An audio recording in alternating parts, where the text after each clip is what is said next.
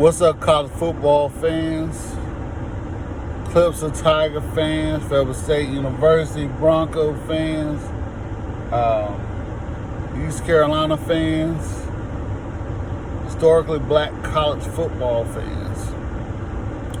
Alright. So, yesterday was pretty good games. I watched Indiana and Penn State.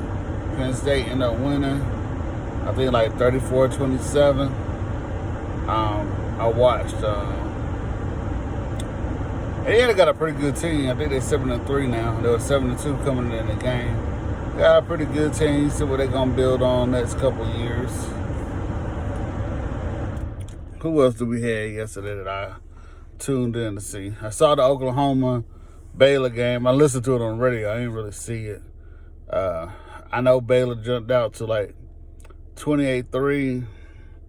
I don't know if the coach at Baylor that said we're going to sit on the ball or he didn't come up with anything else.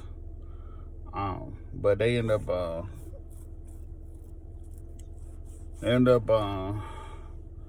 Oklahoma ended up coming back, biggest comeback in school history. What else did I check out yesterday? It's kind of odd. I can't remember. Michigan State. One thing shocked me about that game is not the fact that Michigan won by 44-10 or something like that. You see how empty their stadium look? That's Michigan. I mean, I'm not a Michigan fan, but I grew up watching Michigan Notre Dame. And before I die, those are two places I'm gonna go watch a football game at. Like, I gotta go to Duke Cameron to watch Cameron Indoor to watch Duke play one game in my lifetime. I want to do Duke Carolina, but the tickets at Duke is like $1,200, so that ain't happening. Let's see, who else do we want to go over to? Clemson, Wake Forest. Clemson beat Wake Forest, as everybody know. Pretty much a big blowout. I think the final score was like 52-3. A lot of Wake Forest players was hurt, the receivers at least. So that didn't help Wake Forest out any.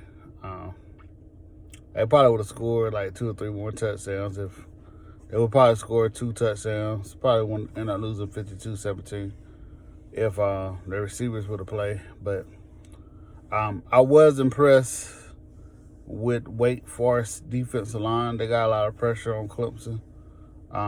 If he wants for some turnovers, I think Clemson probably would only led 17-3 at the end of the half. But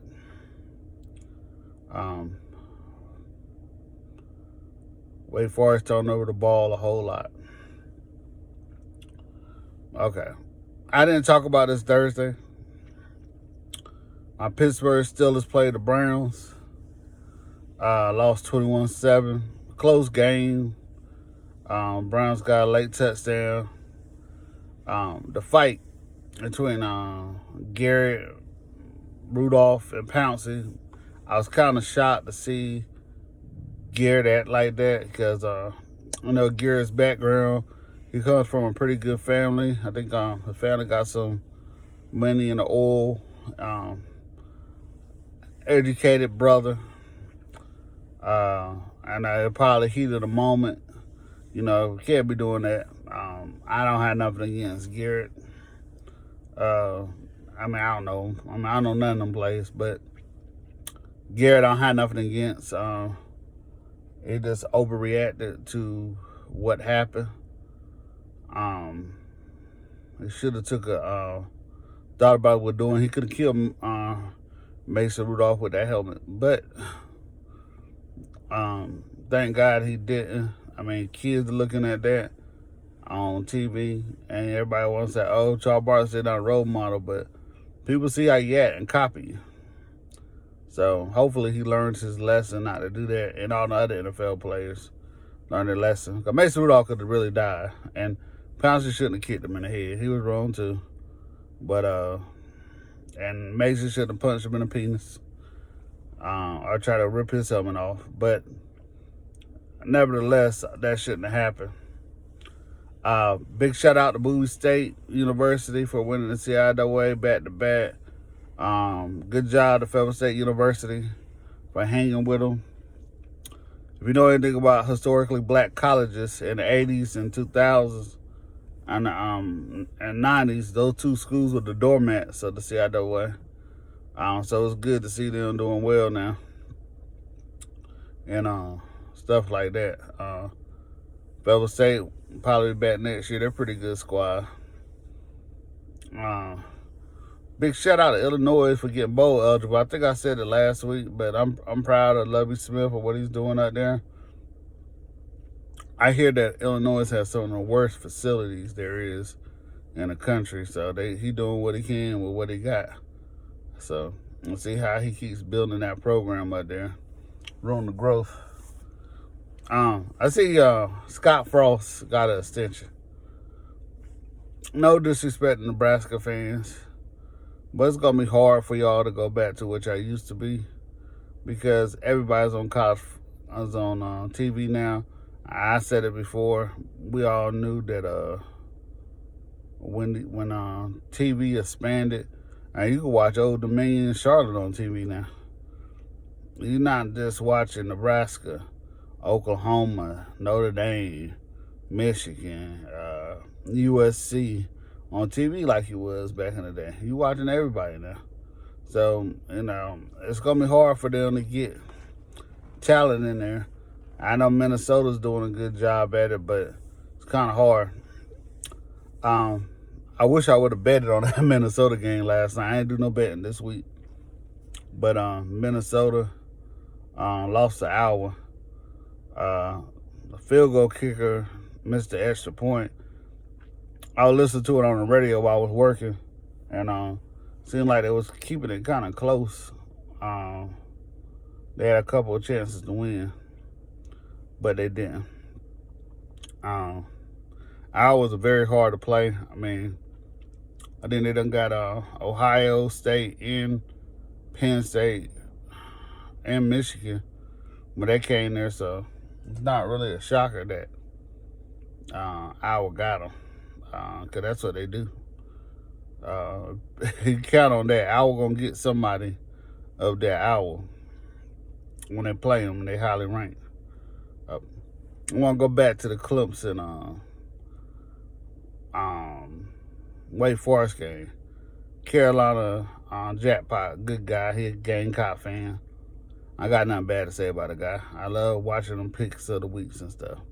But I will say this. He brings up a good point. Clemson got to get their offensive line better. I know they got 4 seniors that started, and Cam Jackson, who was one of the top players coming out of high school last year. But Wake Forest did push Clemson around as far as the passing game. I don't know what they were doing, but they did a good job at it. And I think they sacked Trevor Lawrence 4 times yesterday. So, as far as that goes, that's something that we got to look for in the future, see what we did wrong. Look back at that Notre Dame game last year or earlier this year. Notre Dame blitz over the center and guard spot a lot, and gave Trevor Lawrence some issues. It wasn't too late later in the game. Clemson took control and threw the ball down the field. And so we got to watch out for that. Hopefully Clemson improve on that coming up. But for the most part, it was a good college football week. Sad that my Steelers lost, but it is what it is. East Carolina didn't play this week. I don't know who won that Memphis-Houston game. I think I wish I would have took the over on that game. But let me tell you something. LSU, I got mad respect for them. They got a hell of an offense. But I got a question. If they were to play Clemson, I think they would have some issues with Clemson. Because Auburn's defensive line is very good. So is Clemson. I don't know who's better because I really haven't watched Auburn play that much. But I know they're pretty good. LSU had trouble with them. Clemson has better personnel than Auburn, like their linebackers and secondary players, and their defensive line is kind of equal. And then that final score was 23-20. Bo Nix ain't the quarterback. Trevor Lawrence is, and Clemson has better weapons than